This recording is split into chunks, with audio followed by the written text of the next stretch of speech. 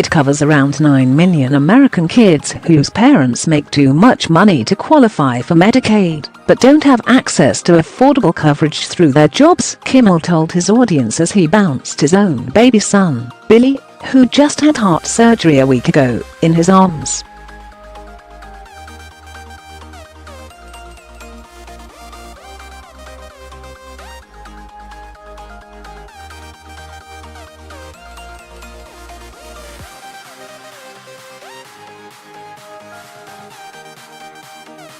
The program even got a mention Tuesday night by Sen.Elect Doug Jones, a Democrat, who next month will fill a U.S. Senate seat from Alabama.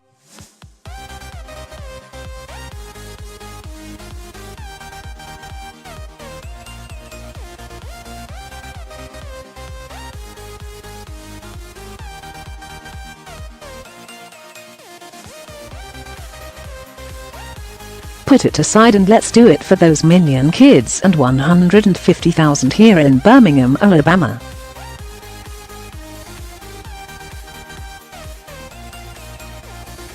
Quote, the program ran out of federal funding on September the 30th. In the months that followed, states cobbled together money to keep their programs running, and when that became precarious for some states, Congress acted last week to create a temporary patch for the program that would make it easier for states to keep their programs afloat until the end of the year.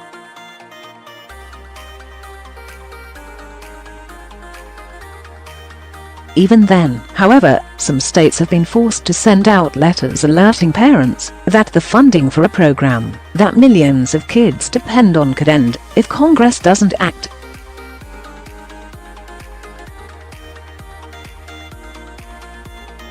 Republicans and Democrats say they are still negotiating a final resolution for CHIP, and Republicans are emphatic that the program will not cease to exist despite the impassioned monologues from the likes of Kimmel.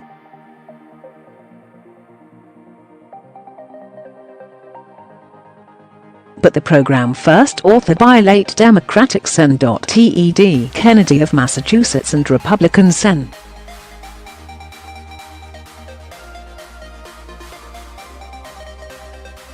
Hatch of Utah, and with the support of then First Lady Hillary Clinton, has failed to escape the hyper-partisan climate.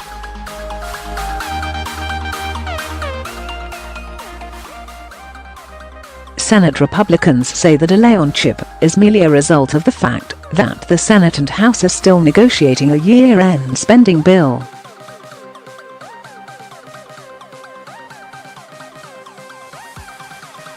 There hasn't been any agreement on spending caps, so it's pushed all of this to the end of the year, to the 22nd, said Senate Majority Whip John Cornyn, a Texas Republican.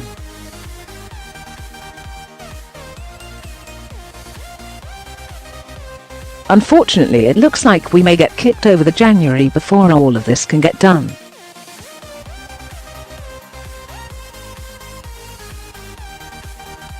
But there's a lot of different pieces riding on that year-end, and now maybe first of the year deal, and unfortunately it's delayed everything.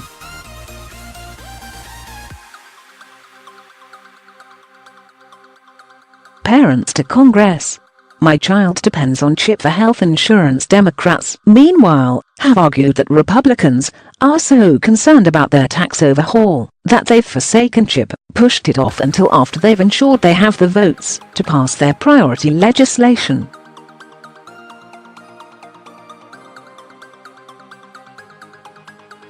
They've accused Republicans of trying to use health insurance program as a bargaining chip in year-end spending negotiations.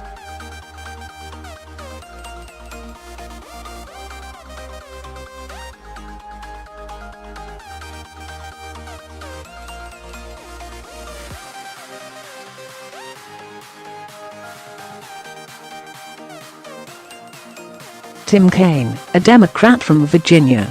Quote, we got the votes for it. All it does is terrorize parents right before Christmas and make them worry about whether their kid will lose health insurance, which is so stupid.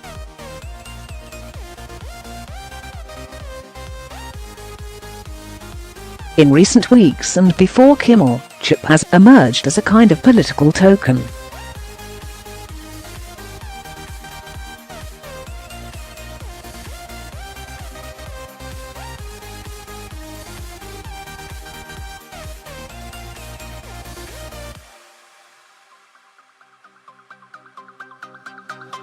Sherrod Brown accused Hatch, the Senate Finance Committee chairman, of not caring about CHIP, which led Hatch to remind Brown that I was the one who wrote it.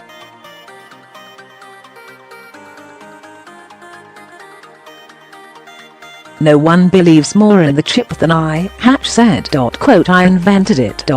Principals on both sides acknowledge there'll be a resolution to CHIP in upcoming weeks.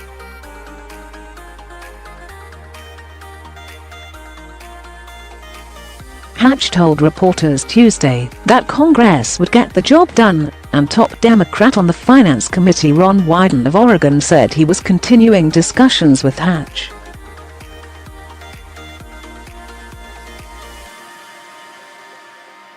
"If I had my way, this bill would have passed many weeks ago," Wyden said. "But the fact remains that getting to a resolution has meant that a program that was once a gem of bipartisanship has become a political football."